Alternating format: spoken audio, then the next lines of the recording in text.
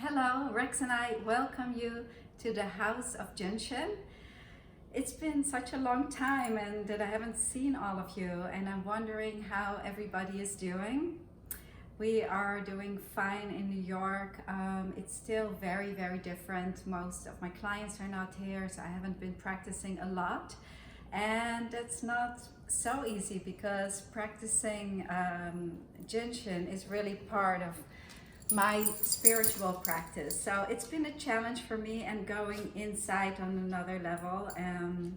I hope you all are exploring that too, and these quiet times, these quieter times, to really take this as a part of your journey, because it is an extraordinary time and an opportunity to be mindful and to go inside and to let all these feelings come up and see them, because they are a part of you, and so let them come out and explore them. And what I have learned is that I used to be a bit scared to be alone and to spend time alone, and I have spent a lot of time alone, and it's okay. And to allow those feelings to come up, they're actually very interesting and they're part of me. So it's another way of learning about yourself and studying yourself. And so I really urge you to do that and see this as a time of growth. It's always so important that we keep moving forward and keep growing. And yesterday we put in a post to get some projects from you, some requests, and we got a lot of them. So we got about 20 of them. So I would like to attend to all of them, and I've decided to make different sections and approach them from different depths, different organ functions. My teacher Philomena, she always says, put a project in a depth. So one of the things that it's really important to understand the project, which is, what is it? Because we have all these labels that are just symptoms, really. What are they? What does the label mean? Which area of the body does it affect? And then how can we approach it? So it's very interesting because some of the projects I put in the fourth depth, and that list is the longest. Most projects are fourth depth, and we see that here again as they were coming in. And of course, fourth depth has to do with fear. So fear is still one of the main emotions, feelings. If we don't process them, that can cause disharmony. So I wanted to start with the fourth depth, and for the projects, I'm going to give you maybe a finger, maybe some of the step of the organ flow, and a safety energy location. So some of the requests and labels and symptoms, or dis-ease, disharmony that we received today, that I all put in the section of fourth depth, were cancer and tumors. So starting with cancer and tumors. Cancer tumors are a accumulation, right? They're a growth in the body, and sometimes they are benign and sometimes they're not. And so accumulations has to do with building, but in an unhealthy way. Building accumulation happens from the right side. We build accumulations. So one of the ways to look at it is we want to break it down from the right. So we know that first depth 1 and depth 4 are manifested on the right side of the body. So working with the right side of the body and working with the first and fourth depth. Enlarged prostate. Enlarged prostate, the kidney energy, which is depth 4, moves through the reproductive organs. So let's just start holding it. Well, I keep talking. So we hold the little toe and the pubic bone. That's the first step of the kidney flow. Panic attacks, another one that's related to depth 4. So bladder flow and kidney flow are very important for that, and holding the index finger. So for this whole section, all of these things that I'm talking about, we're putting it in this depth. And so whatever flow or hold I'm going to give for all of these, it's going to be helpful because we get it on different levels. We get the safety energy location level, the organ flow level, the depth level. There's many different ways to approach it. Then we have another question about psoriasis. So eczema and psoriasis is on the skin, but it's actually deeper usually than depth 1 and depth 2. It's often related to depth 4. So again, kidney bladder flow, and let's move to the SEL hold is 23. So let's hold our 23s. 23 is the only location at the level of depth 4. So it's a very powerful safety energy location.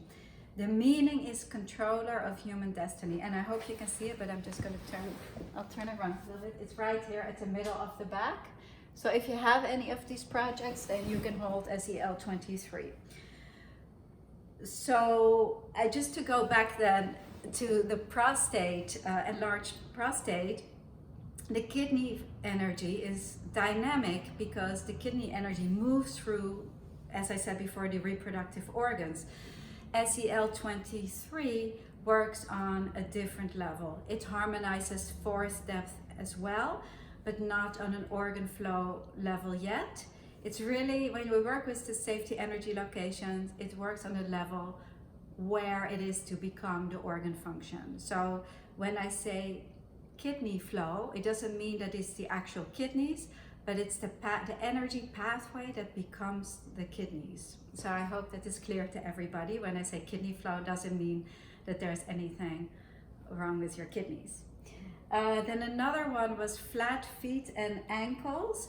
And so when you have flat feet, again, the kidney energy moves through the sole of the foot and then up. So it would actually, when you have flat feet, it means that the kidney energy is not properly ascending. So again, going back to the kidney flow, you will harmonize this energy that moves through the sole of the feet and then through the ankle and then up the leg. So study these pathways.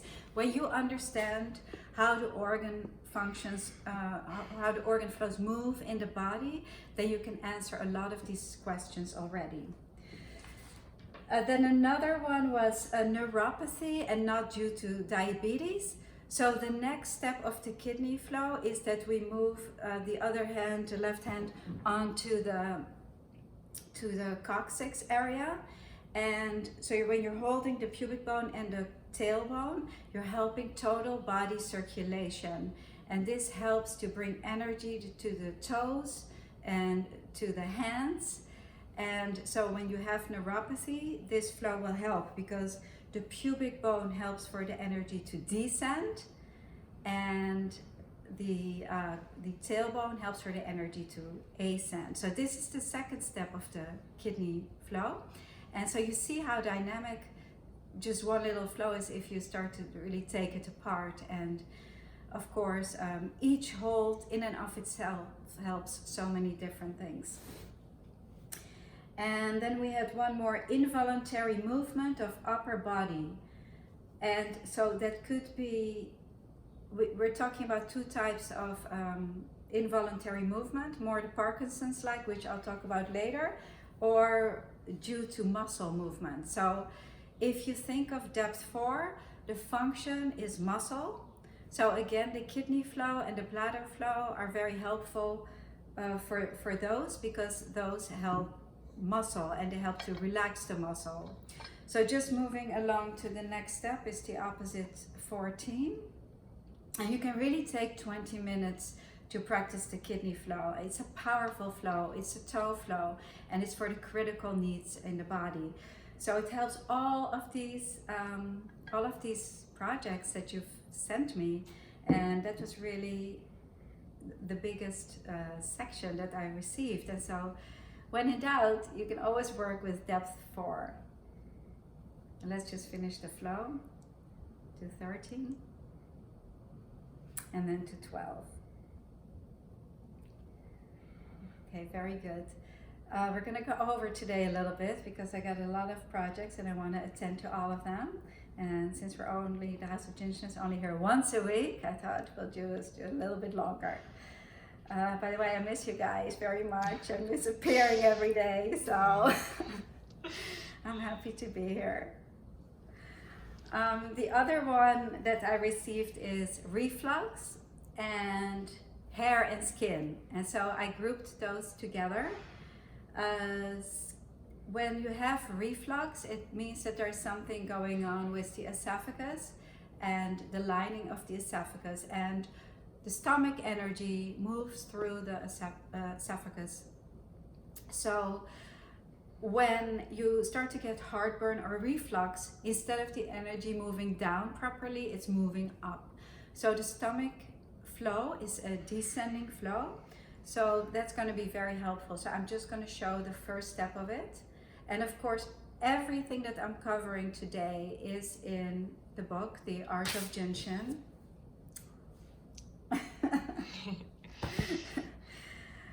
So I just would like you to see that I'm approaching it from many different ways. And when you start to study and when you're studying, you can do that too. And that's what makes the Art of Ginshen so fun. So again, for reflux, if you hold the first step of the stomach flow, it will start to move the energy down. This is the stomach energy. The stomach flow has to do with depth 1. And so the function of depth 1 is skin surface. So for that reason, I put that in that section. And you see again how it's an art, because we can approach it from many different ways. Is it deeper skin? Then it would be depth 2. Is it psoriasis, which is even deeper project? Then it would be depth 4. And so it very much depends on you. And that's why Ginshen is also so wonderful and it works so well, because it really caters towards the individual and why is it there on a causal level for you. Also for hair thinning, we also use the stomach flow. So that's why I grouped these together, and I hope this will be helpful for you. Of course, a quickie for depth 1 is holding the thumb, so that will be helpful as well. Then I had a question about Hashimoto, which is an autoimmune disorder, and another request about autoimmune, so those two can go together. Hashimoto is related to the not proper functioning of the thyroid, but it's due to autoimmune disorder. So you see, this is how we have to look at it. When you have the symptoms and then you get the label of Hashimoto to understand what it is, so you can go to Google and Google it and see what it is. I sometimes do that, and then I can put the project in a depth and decide how to approach it. And then I also put in this section involuntary movement, and these are more Parkinson's-like conditions. Involuntary movement due to something not moving well in the nervous system. So of course, the main flow that comes to mind here is the main center source, and so we'll just do it through the V of the neck, which helps the thyroid, because Hashimoto again has to do with the thyroid, so it's important to clear that. The main center source helps the entire endocrine system and all the glands in the body. So if you would just hold this, it's okay too, because this helps the thyroid. However, I like to start here, because if it is stuck here, you want to clear it above and then also below. You want to move the energy through it. So by practicing the main center source and this first step, you're helping the pineal and pituitary gland, which really get the whole system going. You're helping the thalamus and the hypothalamus gland as well. And then let's just move through it, because you all know the main center source, and we all practice this daily, of course. And I do for sure. thyroid, right? Okay, here the second step. The generator, boom, gets the whole system going right here. Also helps the reproductive system. The kidney energy moves through here. And I just said that that helps the reproductive system. So you see how it all ties together. And this is not just some silly hold. I mean, you know, you can definitely laugh with it because it is kind of silly, but it's so dynamic. And when you start to practice, you start to feel that. And then let's move it to here. If you have Hashimoto, then you may feel that there's some tightness in here, in the V of the neck. And so you want to stay there. You can stay there really for 20 minutes if you like. If you have a project, you really want to work it out. So it's not, these are practices. These are daily routines that you can apply to yourself to heal your body. Because it's also taken some work to build it, to build accumulations, to build disease. It doesn't just come like this. It could be genetic, could be older trauma, or your lifestyle, but even that, it takes some doing to actually create projects. So it also takes a little bit of time to break it down. And then let's hold the middle of the chest, which helps the thymus gland and the immune system. So again, for autoimmune disorders, the thymus gland is very important. The main center source helps the nervous system. So if you have involuntary movement in the body because of a lack in the nervous system, then the main center source is key. And then I have one for tooth infections on a different note. So that's a very manifested project. And I put the teeth infections and head tension together because we're going to hold SEL 8 and 16 like this. So if you have tooth infection on this side, you go to the opposite 8 and 16. And very early on in my practice, I had a friend, he had a tooth infection. And I said, all right, let's give it a shot. Let's try some Jinshin Jitsu.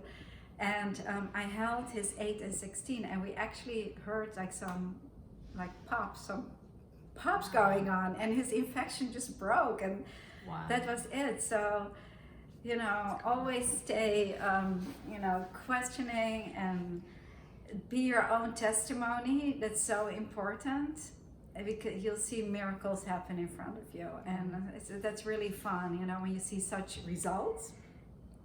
So 8 and 16 also helps to clear the head, because here, if you move more back, it's right on the bladder flow line, and the bladder flow moves over the top of the head and then down the back.